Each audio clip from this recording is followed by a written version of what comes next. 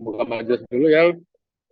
Bismillahirrahmanirrahim. Asyhadu an la ilaha illallah wa asyhadu anna Muhammadar Rasulullah. Rabbitu billahi rabbil bil Islam dina wa bi Muhammadin nabiyya wa rasulah. Rabbi zidni ilman warzuqni.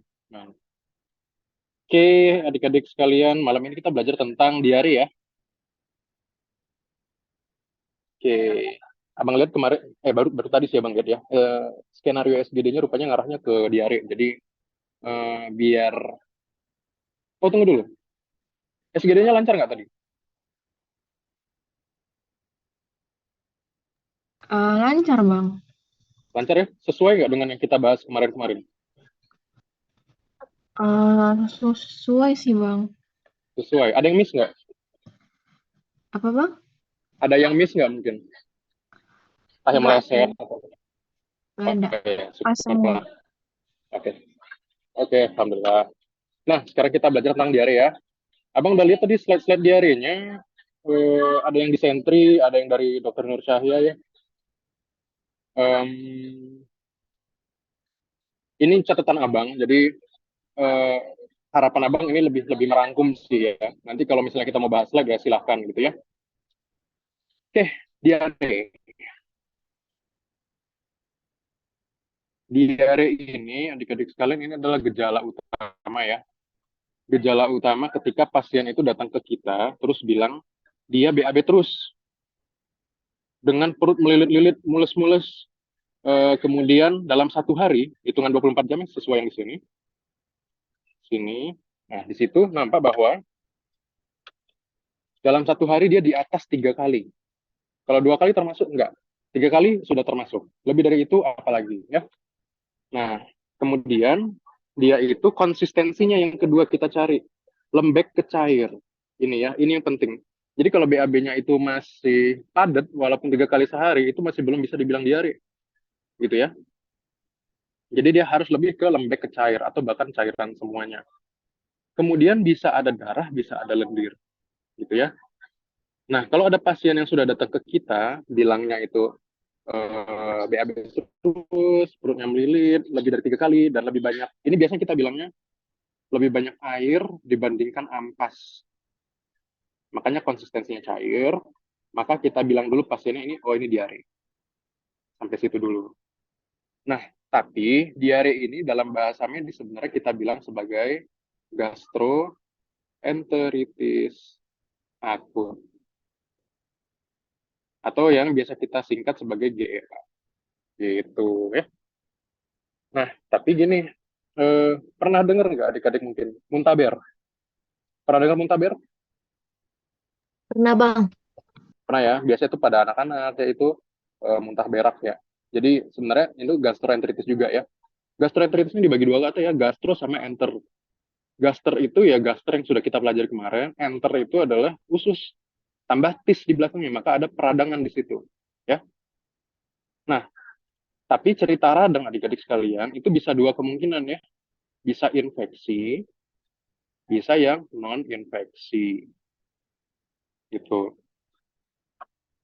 Kalau cerita tentang diare itu biasanya penularannya paling gampang adalah melalui fekal oral. Fekal oral itu artinya ada em, katakanlah kotoran ya, kotoran orang yang sebelumnya memang sudah diare, kemudian entah gimana terkontaminasi mungkin kena air atau airnya kotor atau gimana, kemudian masuk ke dalam mulut orang lain lagi dan itu bisa menyebabkan diare gitu ya. Atau mungkin adik-adik pernah dengar kasus ini lagi ada kondangan, pesta. Kemudian satu pesta itu semuanya muntah-muntah, kemudian diare-diare ketika makan makanan yang sama. Pernah dengar nggak kayak gitu? Atau yang baru kemarin itu ini nih, satu anak SD habis beli cimol kalau nggak salah. Semua yang beli cimol itu pada diare-diare semua anak-anaknya. Nah, itu kasusnya adalah keracunan makanan. Biasa bilangnya gitu kan, keracunan mana? Keracunan makanan. Padahal itu ujung-ujungnya tetap kembali kepada gastroenteritis akut. Nah, makanya itu nanti dibagi. Ada yang memang menyebabkan dari infeksi, ada yang non infeksi. Non infeksi apa, Bang? Contoh yang non infeksi adalah salah satunya itu pasien-pasien yang ada alergi terhadap makanan, ya.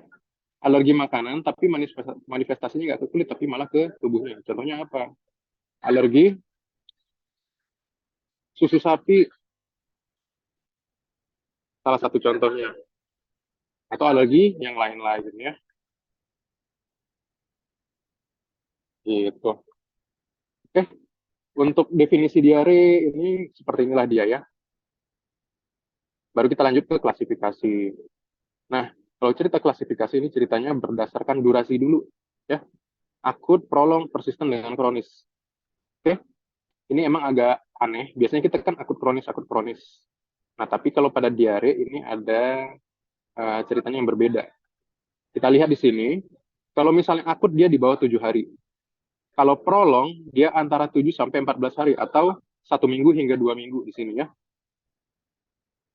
Nah, begitu dia di atas 14 hari, tergantung dari penyebabnya. Kalau infeksi, ada yang non infeksi. Kalau infeksi, maka kita sebut sebagai suatu diare persisten. Kalau yang non infeksi kita sebut sebagai diare kronis.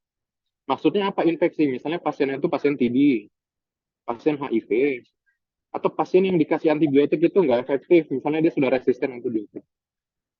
Kemudian, kalau non infeksi contohnya apa? Ada malabsorpsi. Ada ketidakmampuan dari pasien itu untuk menyerap jenis makanan tertentu yang menyebabkan dia tidak tercerna, yang akhirnya mesti dikeluarkan oleh tubuh dan hasilnya harus jadi seperti diare atau alergi susu di sini ya. Kayak mana membedakan antara persisten dengan kronis atau infeksi atau non infeksi? Adik-adik lihat di sini, kalau dia infeksi udah jelas dia di sini, lawannya kan memang harus antibiotik ya. Makanya kalau misalnya pasiennya puasa, dia 24 jam itu tetap ada. Karena memang sumbernya dari infeksi. Tapi kalau malabsorpsi sama alergi susu ini kan artinya apa yang dimakan kan, makanannya. Artinya kalau di stop puasa 24 jam, di sini udah nggak ada lagi diare-diarenya.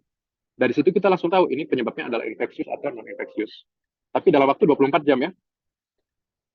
Gitu.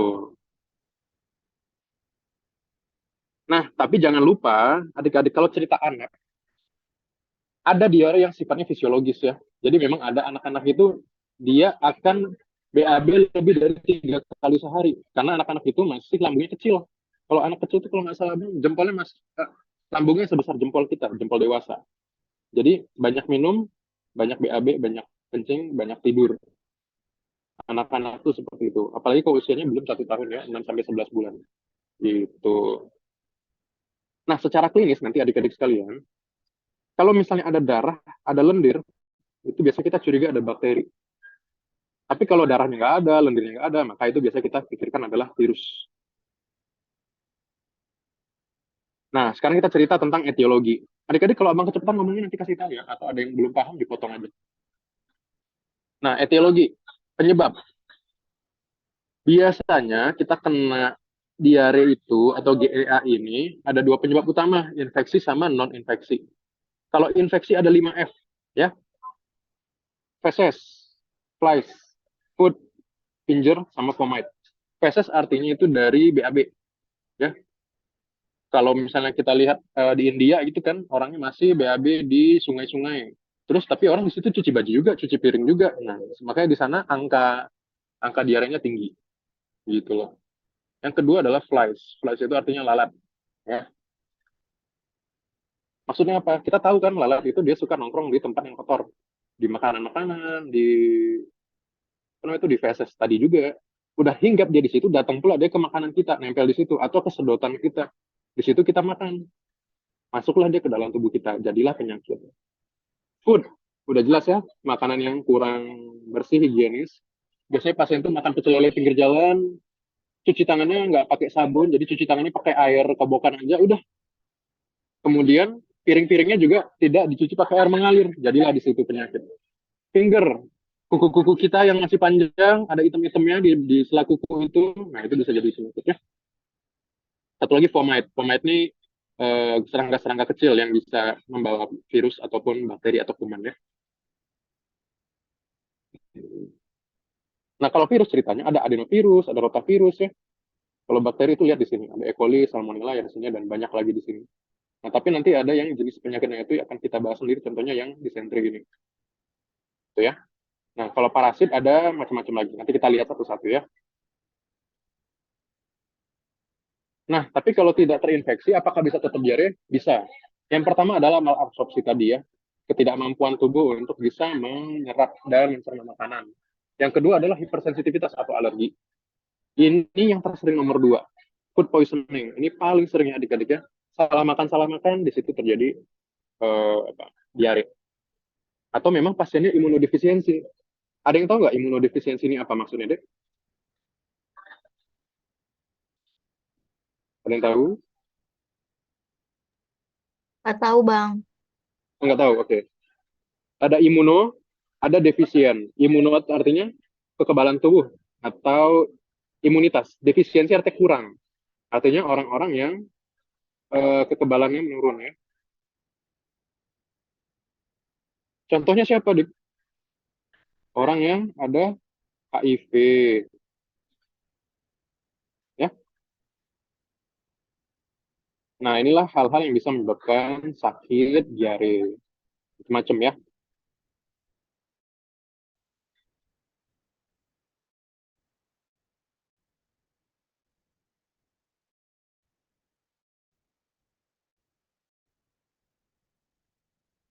Oke, dehidrasi. Adik-adik kalian, pasien diare itu kadang, bukan kadang, dia itu datang dengan mencret-mencret kan, yang mana kalau misalnya sehari 10 kali, artinya cairan terus yang keluar dari dalam tubuhnya. Gitu loh. Nah, kalau cairan keluar terus dari tubuhnya gimana dong ceritanya?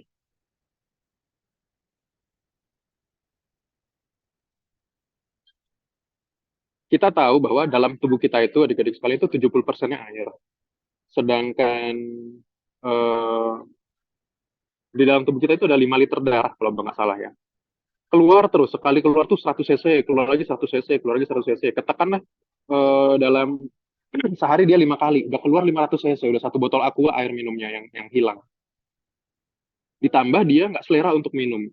Alhasil apa? Pasien akan dehidrasi, terutama anak-anak ya. Jadi adik-adik sekalian hati-hati, anak-anak yang diare itu sangat gampang untuk dehidrasi. Gitu dulu. Dan anak-anak yang meninggal gara-gara diare itu adalah karena dehidrasinya. Ya, itu dicatat dulu baik-baik bahwa anak-anak meninggal bukan gara-gara diarenya tapi gara-gara dehidrasinya. Maka daripada itu adik-adik mesti bisa melihat kira-kira ini anak-anaknya kenapa ya gitu ya. Ketika dia datang dengan keluhan diare, maka adik-adik harus langsung menilai status dehidrasi. Dehidrasi itu dibagi tiga. Gampangnya adalah tanpa, ringan sama sedang, digabung jadi satu. Satu lagi adalah berat. Jelas ya? Secara teori, kalau tanpa dehidrasi itu kehilangan cairannya di bawah 5%. Jadi masih sedikit. Maka anaknya gimana? Kompos mentis ya. Kesadaran kompos mentis itu artinya dia sadar penuh. Dan anaknya aktif. Masih kesana kemari, masih bermain, masih biasa aja. Minum masih biasa, masih mau ya. Matanya tidak cekung di sini. Kemudian CRT. CRT itu artinya adalah capillary refilling time.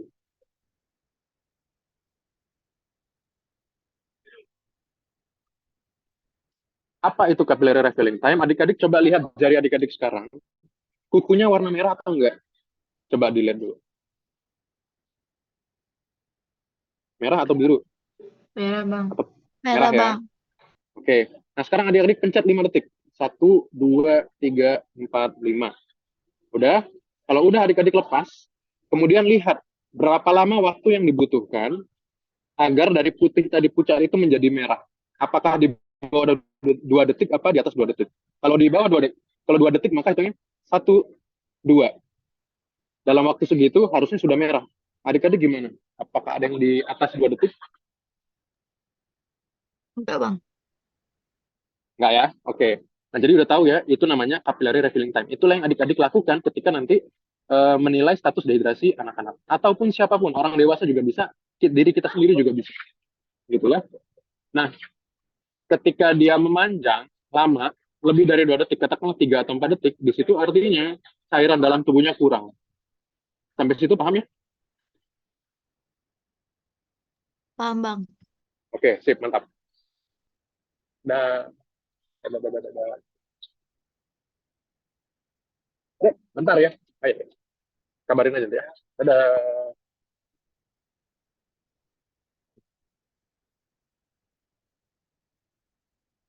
Lanjut, lanjut, lanjut. Dah. Oke, kan dibagi tuh tadi. kita udah tahu, oh tanpa dehidrasi itu anaknya seperti biasa. Intinya dia seperti biasa. Ketika anak-anak ini masuk ke ringan sedang, adik-adik sekalian, anaknya mulai gelisah atau rewel. Tahulah anak-anak gelisah atau rewel ya, nggak bisa tidur, nggak mau makan, gelisah lah dia, nggak bisa tenang, duduk tenang tuh nggak bisa. Di sini adik-adik sekalian ada yang berbeda. Anaknya haus, ya, anaknya mulai haus. Nah, kalau anak-anak udah mulai haus, nah ini kita mesti hati-hati. Karena dia mulai minta minum, tubuhnya sudah tahu bahwa tubuhnya kekurangan cairan. Gitu ya. Kemudian matanya mulai cekung, ini tanda dia sudah mulai kehilangan cairan. Dan ketika kita periksa CRT-nya di atas 2 detik. Oke. Yang selanjutnya adalah dehidrasi berat. Nah, begitu dehidrasi berat, yang anaknya tadi gelisah, yang rewel, sekarang sudah lesu atau tidak sadar. Dipanggil udah nggak mau nyaut, matanya nggak tahu ngeliat kemana, dikasih minum nggak mau. Intinya dia sudah tidak sadar, sangat-sangat lemas itu nampak ya, dengan mata yang sangat cekung. Oke, gitulah dia ceritanya. CRT-nya sama-sama di atas 2 detik. Oke, ketika adik-adik dapatkan di atas lebih dari 2 tanda, maka dia termasuk ke sana. Contoh nih, eh, misalnya matanya tidak cekung, tapi CRT-nya di atas 2 detik dan anaknya haus-haus terus. Maka itu kan artinya lebih banyak kriteria yang didehidrasi ini kan. Nah, itulah maka dia termasuk ke sana, yang ringan sedang. Oke, ada yang mau ditanya soal derajat dehidrasi yang ketiga-tiganya ini? Bang, eh, Ya, itu kan derajat dehidrasi kan pada anak-anak. Itu yang ya, tadi umur 6 sampai 11 bulan. enggak, semua. Semua anak. Balita, balita termasuk. Oh, berarti kalau itu kan di anak-anak. Berarti kalau di orang dewasa kayak kita gini beda lagi gitu. Sebenarnya mirip, mirip banget malah. Kalau sama orang dewasa itu malah arahnya bukan, sebenarnya bukan ke dehidrasinya, tapi nanti kalian di emergensi ceritanya adalah shock, shock Oh. hipovolemi namanya. Mm-mm. Kebetulan karena di skenario kalian itu isinya anak-anak, jadi abang bahas yang anak dulu. Soalnya gini, orang dewasa diare itu jarang yang meninggal, tapi kalau anak-anak diare cepet banget meninggalnya, gitu loh. Nah, nanti adik-adik yang bagian paling bawah ini ada tata laksana A, B, dan C. Ya, kalau tanpa dehidrasi ada tata laksana A namanya. Dehidrasi ringan sedang ada tata laksana B, dehidrasi berat tata laksana C. Apa ini nanti akan kita bahas ya. Maka nanti begitu adik-adik kita tahu nih, ini adalah gastroenteritis gitu kan. Cara negakin diagnosanya kayak gini, gastroenteritis tanpa dehidrasi. Gabungin sama hasil temuan dehidrasinya. Gastroenteritis akut dengan dehidrasi ringan sedang atau dengan dehidrasi berat. Nah, nanti kalau adik-adik udah, nah ini tapi biasanya gini, ini masih hari 1 sampai hari 3. Biasanya gitu, karena ini belum spesifik. Nanti ketika masanya dia sudah lebih spesifik, maka dia bisa aja datang dengan air seperti BAB seperti air cucian beras, BAB berdarah, BAB berbusa, seperti itu.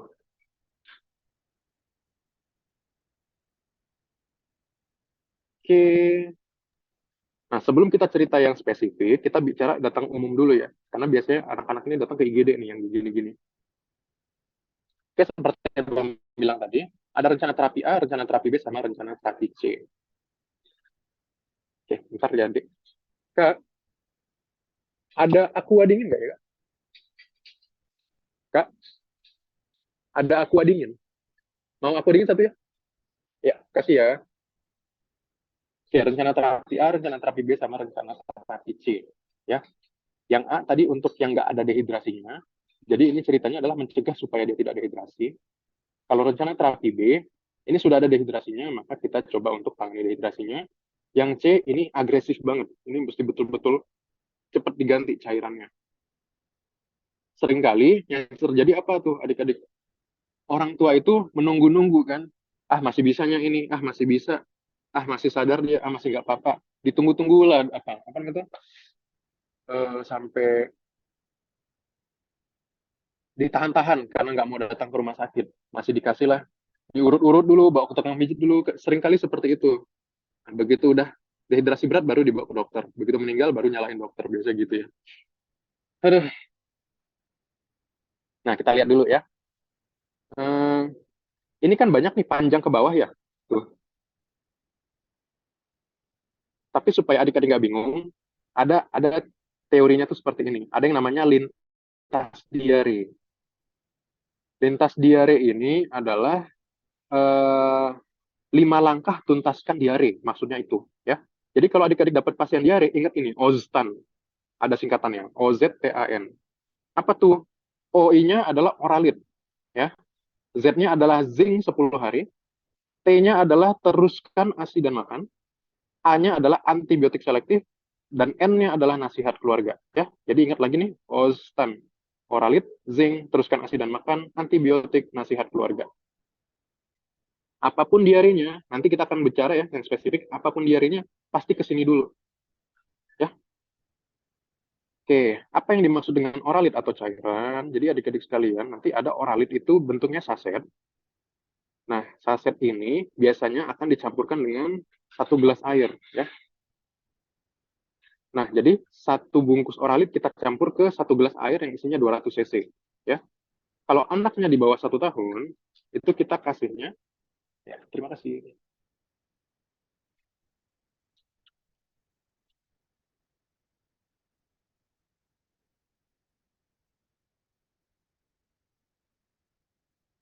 Oke, kalau anaknya di bawah 1 tahun, biasanya kita kasih 1/4 atau setengah gelas air yang sudah dicampur oralit tadi setiap kali dia BAB, gitu ya. Tapi biasanya abang kalau lagi di klinis itu bilangnya langsung setengah sih. Kalau 1/4 kadang-kadang bingung orang ya. Oke, yang atas setengah, yang bawah setengah, nggak masalah. Karena sama-sama 100 cc itu termasuk ke dosisnya. Jadi katakanlah ini anak BAB hari ini 1 kali, kasihlah setengah minumnya itu. Kemudian dia BAB lagi, kasih lagi setengah gelas. Terus dia BAB lagi, ambil lagi gelasnya, campur lagi oralitnya, kasih lagi, gitu ya caranya. Setiap BAB yang keluar cairannya harus kita ganti. Itu rumusnya. Oke, itulah oralit. Kenapa kita mesti kasih oralit? Karena adik-adik sekalian, elektrolit tubuh kita itu ketika BAB itu ikut keluar. Kalau sering-sering. Nah, nanti bisa keluar macam-macam penyakit gara-gara ini, gitu ya. Kemudian lanjutannya adalah zinc. Kalau zinc, ini kita harus kasih suplemen. Supaya apa? Supaya kekebalan tubuh satu meningkat, kedua kita mencegah terulangnya diare.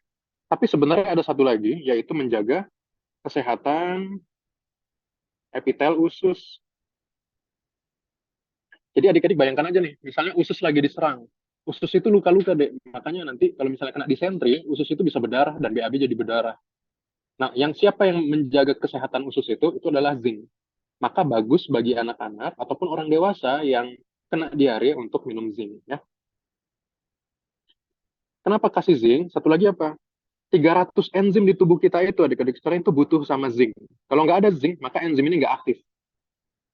Anak-anak kekebalannya belum matang, ya nggak seperti kita orang dewasa, makanya harus dibantu sama zinc.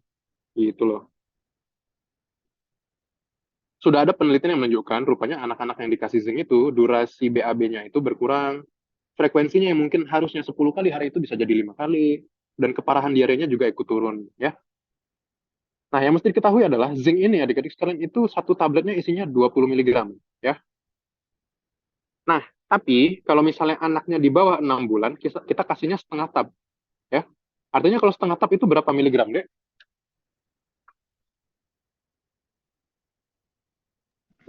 Dulu, Bang. Sip, pas ya. Kalau di atas 6 bulan, maka kita kasih 1 tablet per hari. Yang orang dewasa juga tetap kita kasih 1 tablet per hari. Intinya yang dikasih setengah hanya yang 6 bulan usianya. Ya. Cara nulisnya gimana? Nanti ada ya misalnya R, zinc, tab, 20 miligram, nomor. Katakanlah ini pasiennya adalah pasien usia 5 bulan gitu ya. Maka 1 DD, tab, setengah, nomor jadinya 5 kan. Karena dia butuhnya segini. Oke, katakanlah rupanya diarenya berhenti di bawah 10 hari, apakah tetap diminum? Jadi misalnya, kan kita udah bilang sama pasiennya, Bu, ini obatnya untuk 10 hari ya, gitu kan. Rupanya diare hari kelima berhenti. Apa yang kita lakukan? Itu harus tetap diminum sampai habis ya. Pokoknya 10 hari itu mesti jalan terus. Kenapa? Ketika dia sudah diserang kan, ususnya tadi luka seperti Bang bilangnya, ada rusak mukosanya. Maka yang memperbaiki itu siapa? Nanti ada dibantu sama zinc. Gitu. Oke, itu untuk bagian Z-nya. Kemudian ada T ya. T itu teruskan ASI dan makan. Bayi-bayi yang masih pakai ASI ya, ASI. Yang masih pakai apa? Yang udah MPASI, lanjutkan MPASI-nya. Kemudian ada probiotik ya. Probiotik itu artinya adalah bakteri baik. Nah, bakteri baik ini contohnya nanti bisa kita kasih suplemen dari luar namanya L-Bio Saset ya. Ini 1 kali sehari juga. Nomor 5 katakanlah begitu. Oke, karena dalam tubuh kita, di usus terutama, usus besar, itu ada bakteri-bakteri baik yang bisa aja kalah sama bakteri yang datang dari luar. Maka kita mesti bantu dari luar juga kalau gitu. Oke, T ya. Kemudian A, antibiotik selektif. Nah, ini cerita antibiotik selektif. Sebelum kita ke antibiotik selektif, kita balik ke atas dulu. Oke, sebelum kita lanjutkan, masih ingat nggak tadi lintas diare isinya apa aja? Huruf depannya aja.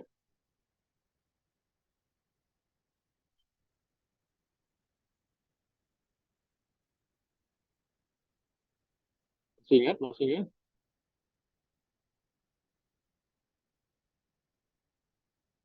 Lupa? Oke, nggak apa-apa. Balik lagi ke sini. OZTAN ya. Oralit, zinc, teruskan ASI dan makan, antibiotik dengan nasihat keluarga. Ini jangan lupa ya.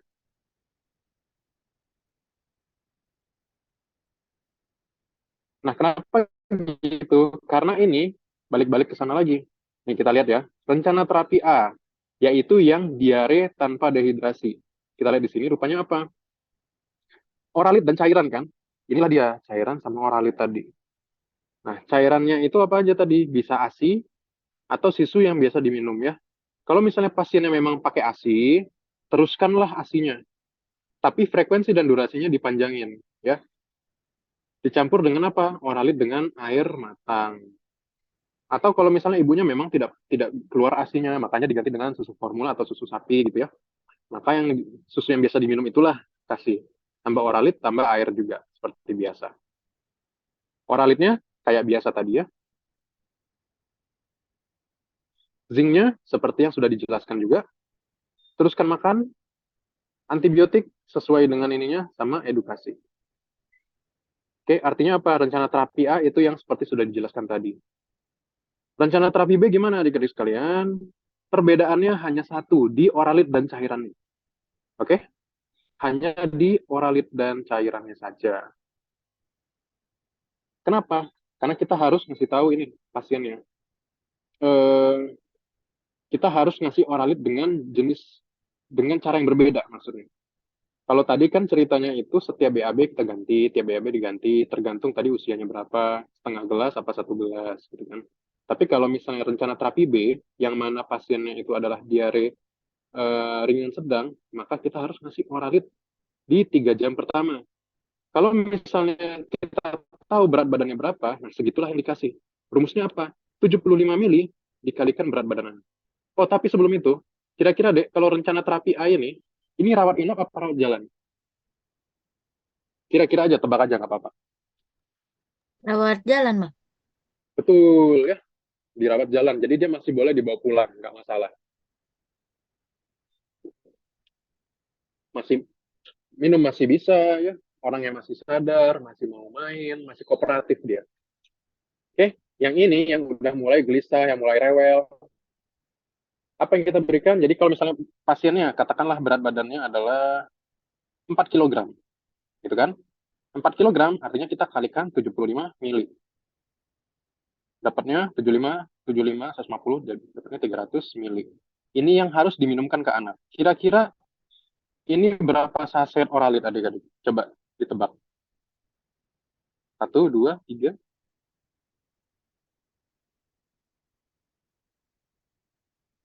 Tadi satu bungkus oralit berapa mili, Bang? 200 mili. Atau 1 gelas. Berarti Jadi, 1,5 ya, Bang? Hampir satu lebih, satu. iya, 1,5. Pintar. Ya, segitulah yang harus diminumkan ke adik itu. Oke, ganti soal. Misalnya, dia 5 kilo rupanya. Maka, berapa saset kalau gitu?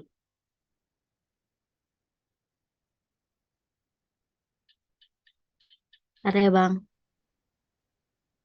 Ya, boleh, nggak apa-apa. Hmm, hampir dua, dua sih Bang, kayak dua gitu kan. Soalnya kan 375. Kayak tinggal 15 lagi gitu baru Hmm, dia dari 2 saset. ya, Jadi betul kira-kira ya. 2 saset. Jadi 2 saset. Dua saset. Berapa gelas minum? 2 gelas. 2 gelas. Oke, sip, mantap. Udah bisa ya. Jadi nanti kalau kalian ditanya sama keluarga, aduh, ini apa, ponakanmu diare kayak mana? Udah tau lah cara kasih taunya ya. Nah, tapi ini kalau berat badannya tahu. Kalau berat badannya nggak tahu gimana? Nah, ini yang jadi masalah ya. Kalau berat badannya nggak tahu, biasanya kita ngeliat usia. Ya, 4 bulan kah? 4 sampai 12 bulan kah? 12 sampai 24 apa 2 sampai 5? Gitu loh. Ini nggak usah dihafal ya. Ini kalian cukup lihat aja. Kalau usia 4 bulan rata-rata itu masih di bawah 6 kilo. Makanya dia kayak gini ya, 200 sampai 400 cc dikasihnya. Kalau usia sekian, 4 sampai 12 bulan itu anaknya rata-rata 6 sampai 10 kilogram, maka kita kasih 400 sampai 700 cc ya. Ini udah bergelas-gelas nih ya, 3 sampai 4 gelas. Nah, kalian mikir kan, wah saya aja bang minum 1 gelas capek gitu kan. Kayak mana anak-anak ini? Ya, lihat lagi di bawah, apa gejalanya kalau misalnya anak ini dehidrasi ringan sedang, yang paling penting di sini apa deh?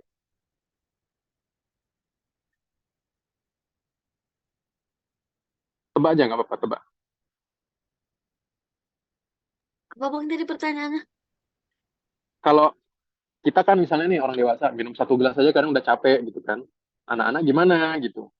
Apakah dia Ah, dikasih 3 gelas, 4 gelas nggak apa-apa? Nah ingat lagi kalau pasiennya dehidrasi ringan sedang, ada keluhan yang menonjol apa tuh?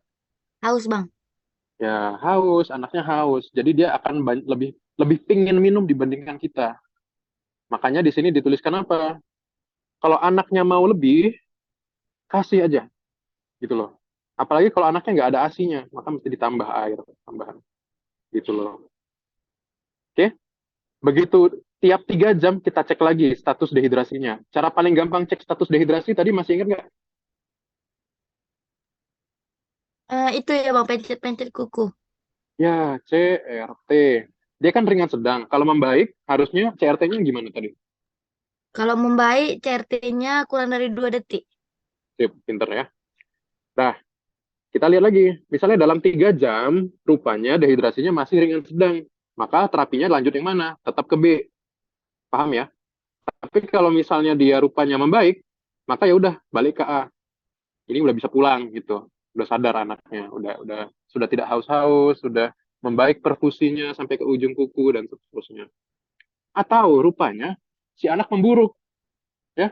Memburuk gimana? Udah dikasih minum segala macam, rupanya beraknya masih ini, masih lancar terus aja ya. Maka yang kita lakukan apa? Evaluasi lagi. Rupanya anak sudah tidak sadar. Wah, ini dehidrasi berat nih. Maka dalam 3 jam itu rencana terapi diganti rencana terapi C. Paham ya? Jadi angka-angka seperti ini mesti ingat nih. Ini angka 3 jam pertama, evaluasinya dalam 3 jam. Ya. Kalau berat badan diketahui 75 mili kali berat badan. Ya. 1 gelas 200 cc. Nah, itu angka-angka yang penting. Kalau anak-anak itu banyak ngitung. Jadi kalian jangan bosan ya untuk ngitung ya. Nanti apalagi kalau udah masuk blok pediatri itu lebih pusing lagi.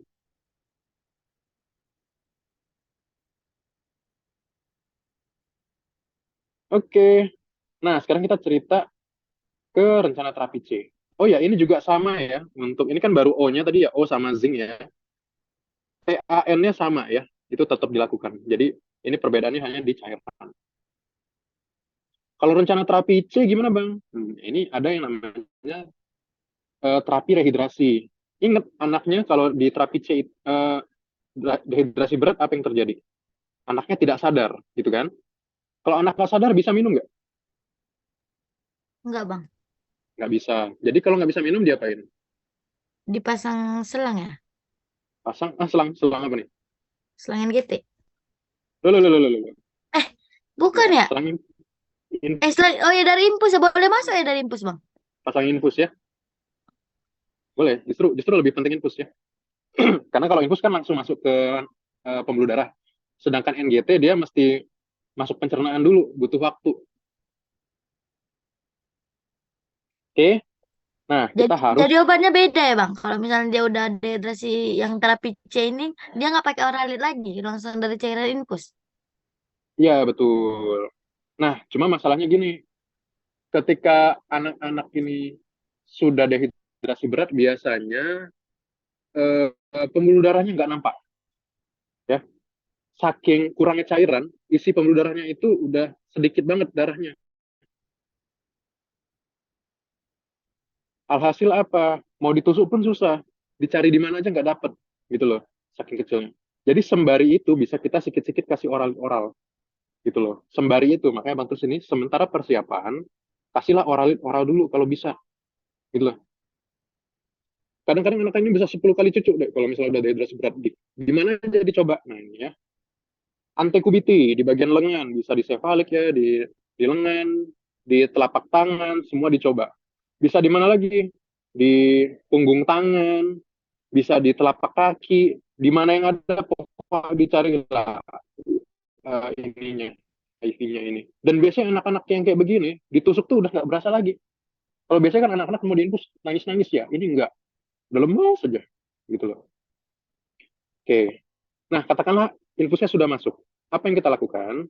Kalau infusnya sudah masuk, baru kita berikanlah cairan. Apa cairannya? Bukan NaCl ya, bukan cairan infus biasa, tapi RL atau ringer asetat. RL itu ringer laktat ya. R RA ringer asetat. Oke, cara ngasihnya gimana? Lihat dulu usianya. Di bawah 12 bulan atau 12 bulan sampai 5 tahun. Jadi itu aja hitungannya ya. Atau di bawah 12 bulan atau di atas 12 bulan gitu. Nah, ini kita bagi dua ya. Kita bagi fase akut sama fase nantinya gitu loh. Jadi nanti dibagi dua nih. 30 mili per kilogram berat badan kita kasih dalam waktu 1 jam untuk yang di bawah 12 bulan. Kalau misalnya udah dikasih yang segini, nanti 5 jam selanjutnya adalah 70 mili per kilogram berat badan gitu loh. Nah, untuk ngitung-ngitungnya nggak akan abang kasih sekarang ya, karena itu nanti hitungannya nanti eh, di blok anak yang lebih penting ya. Di sini kalian nggak bakal ditanya itu harus. Oke, intinya kalian tahu aja dulu bahwa kalau udah rencana terapi C itu harus pasang infus, itu aja lah dulu. Cairannya apa tadi? Ringer laktat Bang. Oke, sip ya. Terus sisanya sama. Perbedaannya adalah di sini. Kalau tadi misalnya di rencana terapi B, evaluasinya setiap 3 jam, yang ini mesti dalam 15 sampai 30 menit karena sifatnya akut ya. Oke, tiap 15 sampai 30 menit periksa. Nah, nanti setiap 3 jam atau setelah 6 jam kita lihat, karena tadi kan gini ya, 1 jam tambah 5 jam jadinya berapa? 6 jam. Selesai terapinya. Yang ini 30 menit tambah 2,5 jam, maka jadinya 3 jam. Kemudian evaluasi. Setelah evaluasi, maka kita lihat apa dia termasuk ke jenis diare yang mana lagi, baru ditentukan lagi ya, rencana terapi A, B, atau C. Bisa ya? Bang mau nanya tadi kalau untuk yang terapi C periksa tiap 15 sampai 30 menit itu kayak mana? Tiap 15 sampai 30 menit, ceklah apakah anaknya sudah sadar, Oh, apakah CRT-nya sudah membaik. Nah, itu dicek terus. Apakah kalau oke dipanggil udah oke. mulai noleh, apakah sudah ada respon kalau dipanggil namanya. Gitu loh. Oke Bang, thank you. Oke? Iya. Nah, rupanya kalian dokter puskesmas yang fasilitasnya nggak bagus. Jadi intravenanya nggak ada. Gimana dong? Kalau gitu cari, terpaksa rujuk. Tapi sembari perjalanan dibantu ini, kasih oralit pakai sendok. Gitu loh. Nggak bisa juga, baru pasang NGT ya, Dek tadi. Pasanglah NGT, baru yang dimasukkan oralit tadi ya. Oke. Atau yang terakhir, intravena nggak bisa, infus nggak bisa, NGT nggak bisa juga. Anaknya mau minum, yang udah nggak apa-apa, kita bantu pelan-pelan pakai oralit. Tapi anak yang nggak mau minum, terpaksa dirujuk. Intinya apa? Kalau adik-adik nggak sanggup ngadepin pasien ini, rujuk aja udah. Intinya gitu. Sembari rujuk, kasih oralit. Oke? Itulah dia untuk rencana terapi. A, B, dan C. Nah, baru kita cerita tentang A. Dari Oztan tadi, A itu ada yang namanya antibiotik. Ya, antibiotik selektif. Kenapa gitu? Gini adik-adik, kenapa kita bilang selektif? Karena tidak semua diare disebabkan oleh bakteri yang bisa mati dengan antibiotik. Seringkali nih anak-anak itu diare gara-gara virus. Nah, bagaimana cara kita membuktikan ini anak BAB diarenya gara-gara virus atau gara-gara bakteri?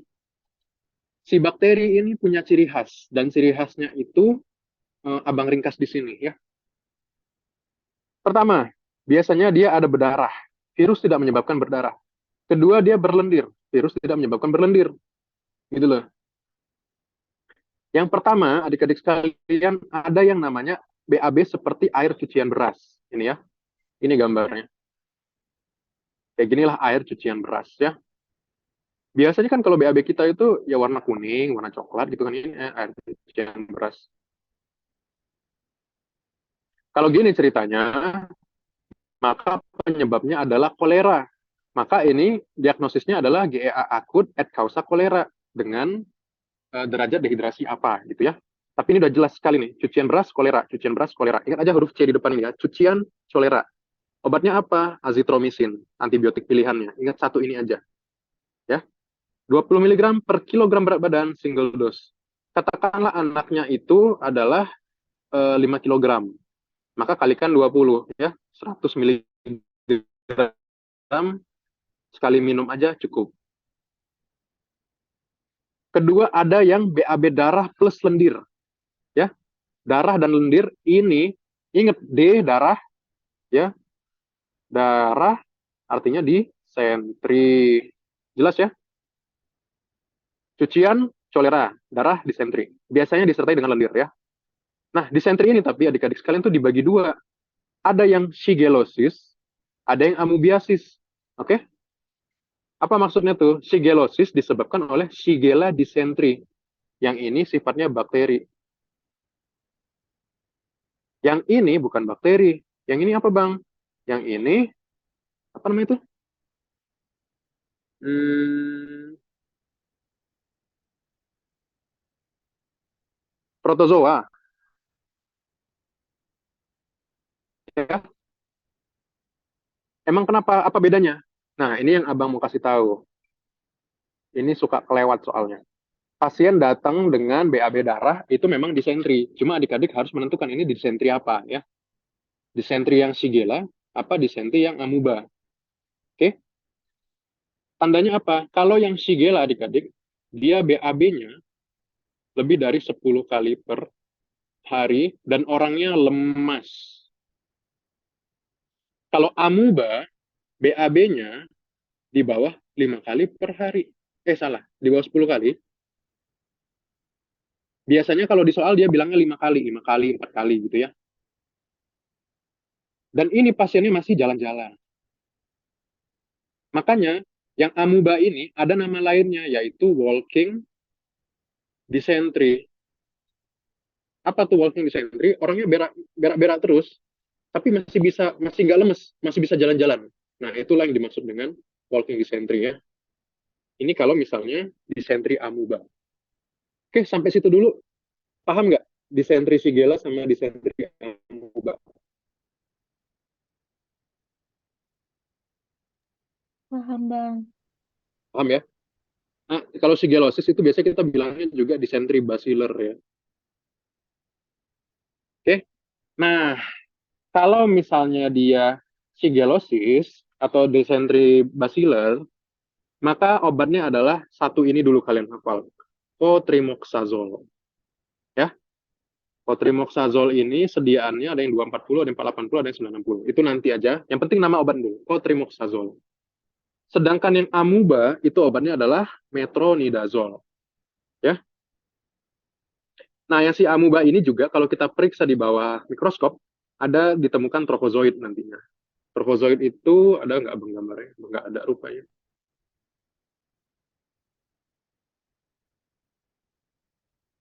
Gambar itu kayak gini nih. Ada yang kayak gini. Eh, ada yang kayak layangan gini tuh deh. Mungkin pernah lihat. Ada matanya dua. Oke, jelas ya. Kemudian kalau BAB hijau gimana, Bang? Nah, kalau BAB-nya hijau, itu sebenarnya dua kemungkinan ya. Satu viral, kedua adalah amuba. Oke, kalau amuba, balik-balik lagi. Cuma yang di sini amubanya adalah entamuba histolytica, bentuknya besar bulat kayak gini. Kalau yang ini beda lagi nanti. Nah, karena dia amuba dan protozoa ya, maka obatnya tetap metronidazole. Oke, kalau misalnya dia nanti diare, ditambah muntah juga, tambah sakit perutnya, tambah demam pula lagi, nah, lengkaplah penderitaan, maka obatnya kembali ke cotrimoxazole. Ini ada yang namanya STEC ya, STEC, Shiga Toxin Producing E. coli. Jadi kalau ditanya bakterinya apa? Bakterinya adalah E. coli sebenarnya. Cuma dia memproduksi racun ya, toxin producing. Gitu. Oke, jadi jelas ya. Ada BAB darah lendir, BAB. Ah, ini adalah satu lagi abang kelewat. BAB-nya kuning dan berminyak. Ini artinya ada Giardia lamblia ya. Ini juga termasuk apa? Termasuk protozoa. Obatnya metronidazole lagi. Jadi ada 3 penyakit yang protozoa, ya, BAB yang kuning minyak, BAB hijau, sama BAB yang darah lendir tapi masih bisa jalan-jalan dan di bawah 10 kali per hari. Itu obatnya metronidazole semua ya. Oke, ada yang mau ditanya untuk warna BAB ini?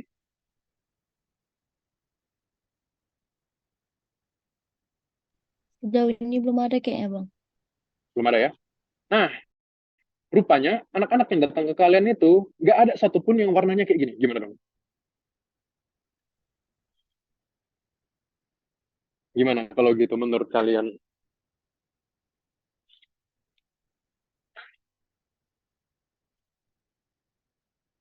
Artinya kemungkinan penyebabnya apa? Hmm, Apa ya, Bang? Masih ke bakteri nggak? Gitu aja dulu. Enggak kayaknya. Sudah tidak. Maka kalian berpikir apa? Hmm, Virus. Virus. Ya, oke. Terjadilah virus kayak gitu. Ya, biasanya anak-anak itu seringkali rotavirus tuh. Rotavirus tuh paling sering infeksi anak-anak. Jadi kalau anak-anak kena rotavirus gimana? Ya biasa. Demam, diare, tapi nggak ada warna yang kayak gini semua. Oke. Kemudian kalian periksa darah. Kira-kira apa yang didapatkan di leukositnya?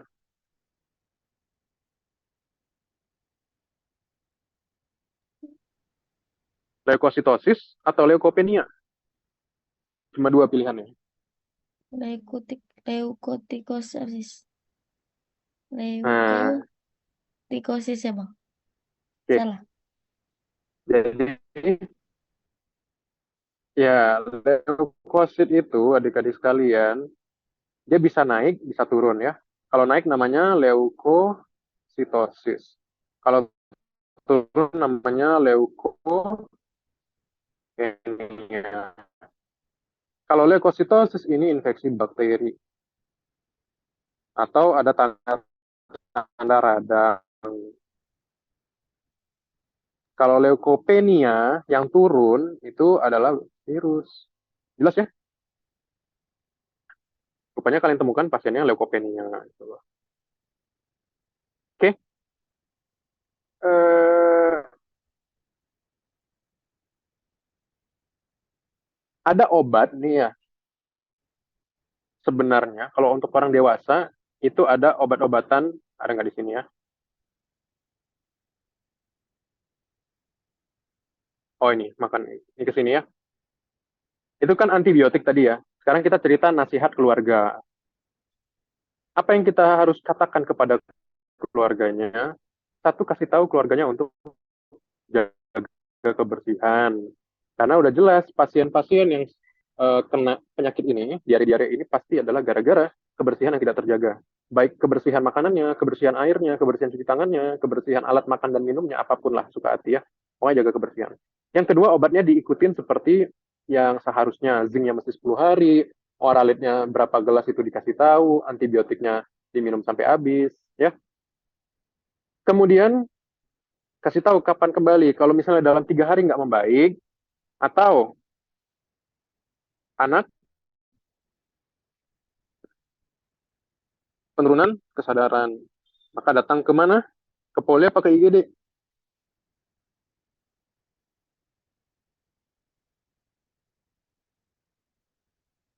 Mana adik-adik? Anak diare, kesadaran menurun. Datangnya ke mana? UGD, Bang. Yes, ke IGD. Karena kenapa?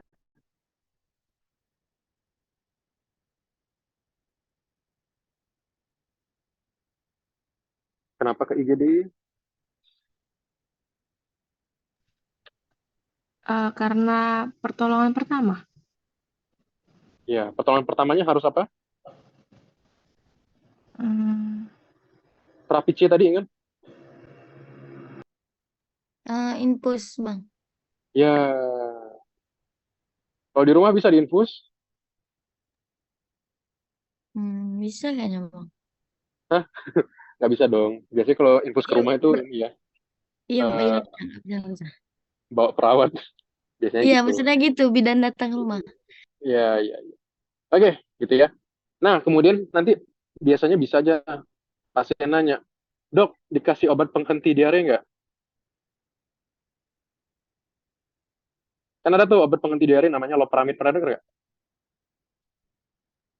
Mereknya tuh Imodium contohnya. Kalau minum ini betul-betul nggak ada mules, nggak ada apa, nggak ada diare sama sekali lagi. Kira-kira apa respon kalian? Takutnya berbahaya, Bang. Oke, kenapa berbahaya?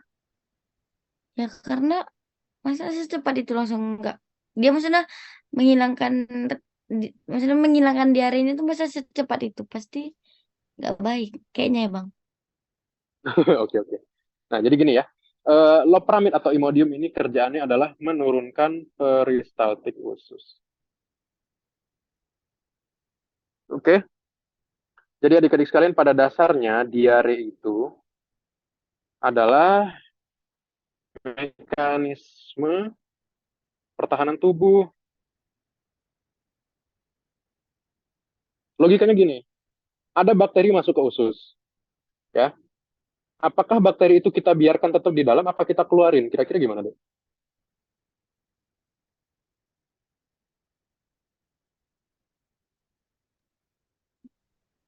Hmm, Bakteri datang nih, masuk ke usus kita, bakteri jahat. Kita biarin dia di dalam bertumbuh, atau kita keluarin? kita keluarin, Bang. keluarin, Bang. Ya, logikanya tuh seperti itu ya, deh. Itu mesti kalian ingat-ingat karena orang tua pasien tuh sering rewel untuk masalah gitu-gitu. Ya, dia kira diare itu adalah suatu apa ya gejala yang gimana-gimana. Padahal itu adalah mekanisme tubuh untuk mengeluarkan si kuman. Masalahnya adalah sekali dia ngeluarin, rupanya tidak semua kuman keluar. Maka dikeluarin lagi, keluarin lagi, keluarin lagi gitu loh. Apa jadinya kalau misalnya kita kasih loperamide kalau gitu? Kan bakterinya nggak keluar. Kalau nggak keluar, jadi dia ngapain? Dia memperbanyak dirinya di dalam si anak tersebut. Gitu loh, jadi bahaya untuk si anak ini. Oke? Nah, jadi kapan kita pakai kloperamid? Kalau misalnya kalian habis makan ayam geprek, cabenya level 10. Nah, di situ kalian mencret-mencret ya kan? Mencret besok mau praktikum pula. Nah, disitulah kalian yang mau kloperamid. Oke? Sah?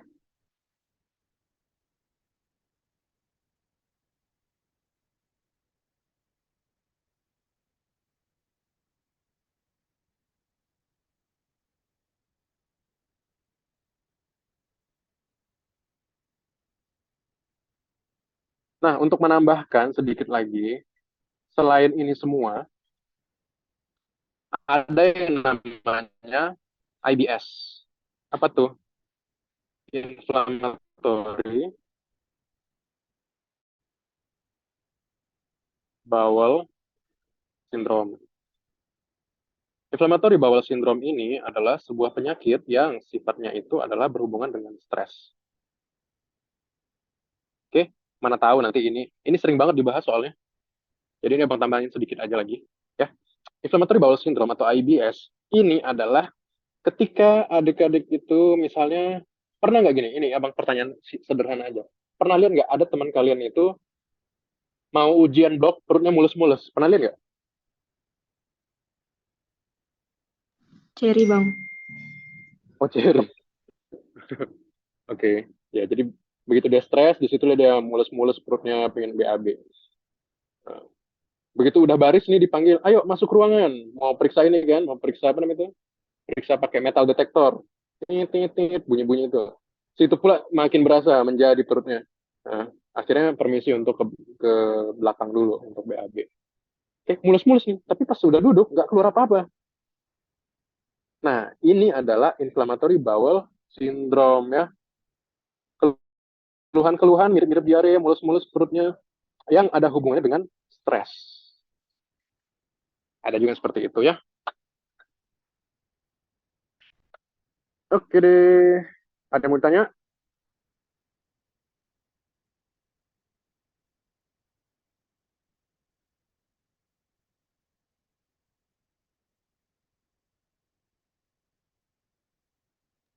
Bang, mau nanya yang di bawah tadi, Bang.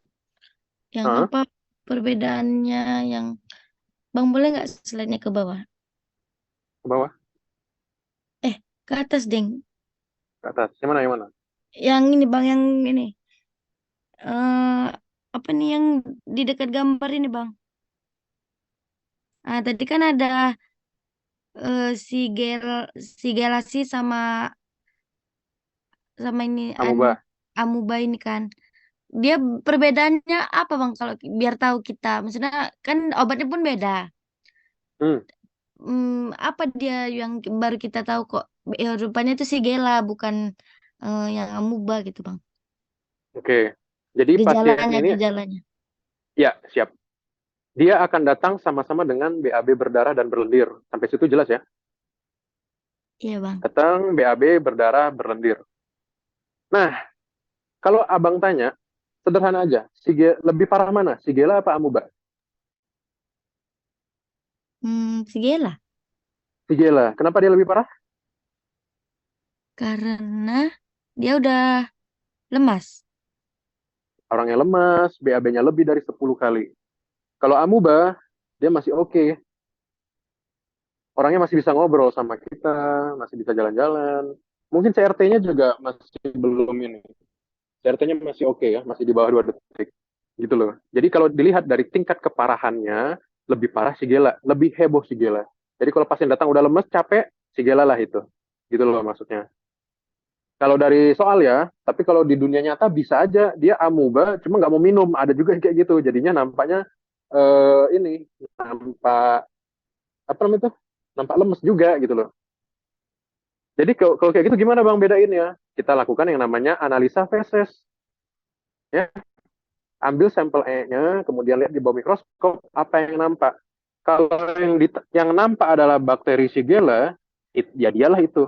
Tapi kalau nampak protozoanya, ya maka amubalah itu, sesederhana itu. Atau kadang-kadang gini kalau di klinis itu ya, Abang pernah lihat dokternya itu ini anak udah 3 hari pakai obat cotrimoxazole nggak baik-baik, karena awalnya dikira Shigella, akhirnya dia ganti metronidazole, baik jadinya setelah itu. Nah, ada juga yang kayak gitu modelannya. Oke, karena pada dasarnya dari semua ini obatnya cuma azitromisin, cotrimoxazole, sama metronidazole. Walaupun jenisnya banyak ya, tapi obatnya sekitaran itu saja. Dan memang yang tersedia di fasilitas kesehatan ya memang cuma itu juga. Udah jelas mungkin sindroma disentri dan amuba tadi? Sudah, Bang. Bisa ya? Bisa, Bang. Oke, ada lagi yang mau tanya? Kalian udah ini belum? Udah KKD pemeriksaan fisik abdomen belum? Udah, Bang. Tapi yang masih inspeksi, palpasi, sama Perkusi? perkusi, terus sama auskultasi. Oke, cocok. Artinya yang apa pembesaran hepar, pembesaran lian gitu-gitu belum ada ya? Hmm, Udah belum ada Bang. Kalau itu nanti minggu depan kayaknya yang ini pemeriksaan khusus yang organ khususnya. Oke, sip. Nah, kita cerita sedikit tentang itu ya, sebelum ditutup.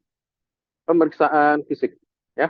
Pemeriksaan fisik itu ada IPPA, selalu ini ya, inspeksi, palpasi, perkusi, auskultasi.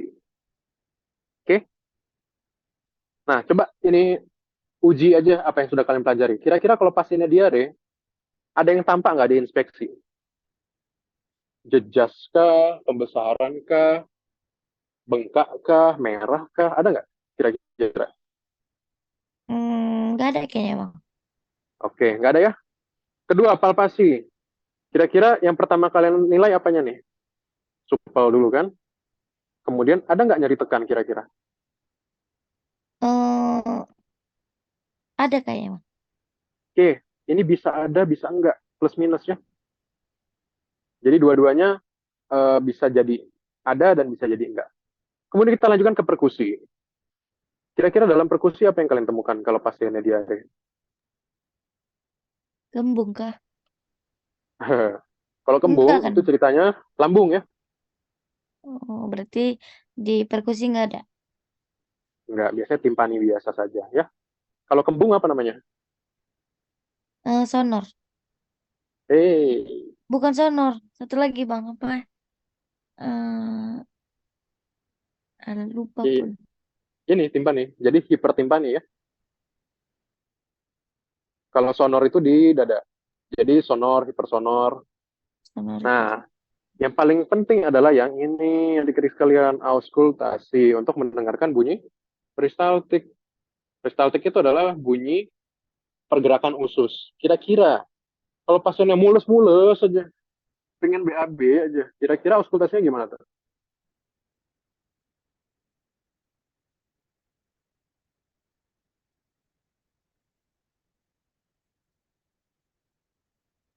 Cuma dua pilihannya, meningkat atau menurun. Meningkat. Ya, peristaltik meningkat. Makin mulus-mulus, makin bunyi-bunyi, makin protok-protok-protok-protok-protok. Gitu ya. Oke deh. Nah, itu untuk bagian perut ya. Nanti jangan lupa pemeriksaannya itu seperti ini. Yang paling bermakna dari semuanya adalah auskultasinya. Apakah peristaltiknya meningkat atau tidak. Kalau lagi akut-akutnya itu adik-adik sekalian itu dia sangat terdengar ya bunyi perut-perutnya itu. Gitu loh.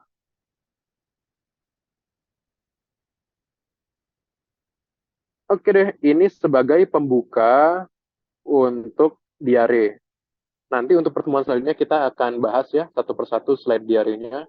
Baik itu yang gara-gara alergi susu, baik itu yang disentri secara spesifik, baik itu yang lain-lainnya ya. Oke, sebelum ditutup, ada yang mau ditanya?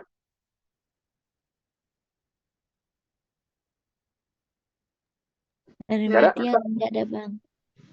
Oke, kalau nanti mau nanya pun juga bebas ya, kapan aja boleh ditanya. Selagi abang lihat HP, pasti akan abang jawab insya Allah. Oke, inilah materinya, singkat, padat. Semoga bisa diterima dan membantu membuka pikiran untuk membahas topik-topik selanjutnya. Karena ini topik ringkasan sebenarnya. Oke, kalau nggak ada, kita tutup dengan doa penutup majelis. Subhanakallahumma wa bihamdika. Asyhadu an la ilaha illa anta astaghfiruka wa atubu ilaik. Oke, nanti abang kirim tapi agak malaman kali ya. Oke Bang. Iya, Thank you Bang. ya Bang. Makasih ya, Oke, Bang. oke.